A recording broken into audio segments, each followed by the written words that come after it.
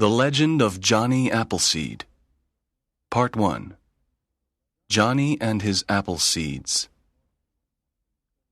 Johnny Appleseed was born near Boston in 1775.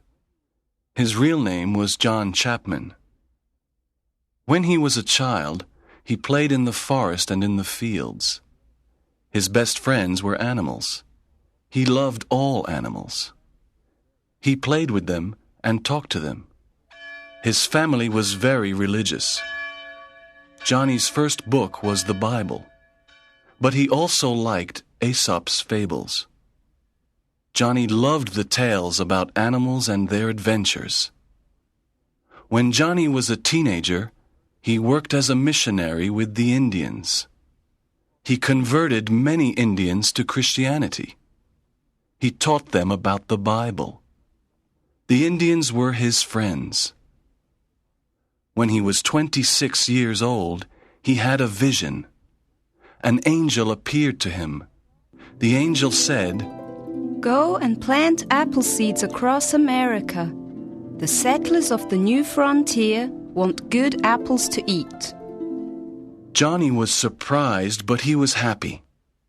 He was a kind person, and he wanted to help others. He took a big sack and filled it with apple seeds. He carried this sack on his back. In one hand he carried the Bible, Aesop's fables, and other religious books. Now he was ready to cross the continent and plant America's favorite fruit, the apple. Johnny was an unusual man. He was tall and thin. He had long hair and a beard. He never bought new clothes. He wore an old coffee sack and the old clothes people gave him. He didn't usually wear any shoes. He wore a saucepan on his head. One of Johnny's friends said, "God bless you, Johnny. We are happy for you. You are similar to St. Francis of Assisi. He loved animals and lived a simple life." Johnny said, "I want to plant apple seeds across America. Every American family will have apple trees with good apples to eat." In 1800, Johnny began his long journey across America. At that time, America was a very young country. The American continent was a wilderness. It was unexplored. There were no roads and few maps. This immense land was called the American frontier. Many settlers wanted to explore the frontier.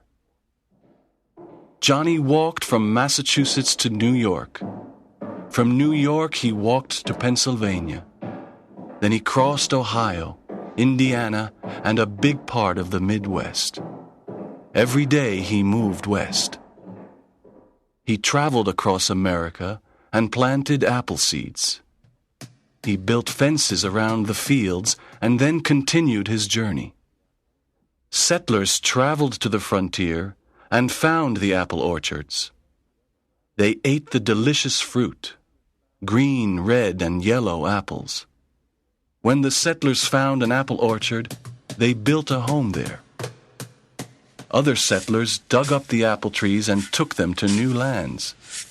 Some of Johnny's trees traveled to the west coast on the Pacific Ocean.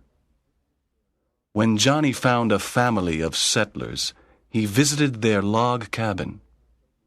He helped them with their work. He told the children stories and sang songs. One day, Johnny visited a family of settlers in the Midwest. This family loved books.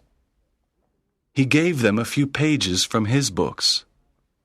"You can read them and give them to me when I return in a few months," he said. The family was very happy. In this way, Johnny created the first library on the frontier. Many children learned to read thanks to Johnny and his library. Part 2. Johnny becomes a legend. For many years, Johnny walked thousands of miles across the frontier.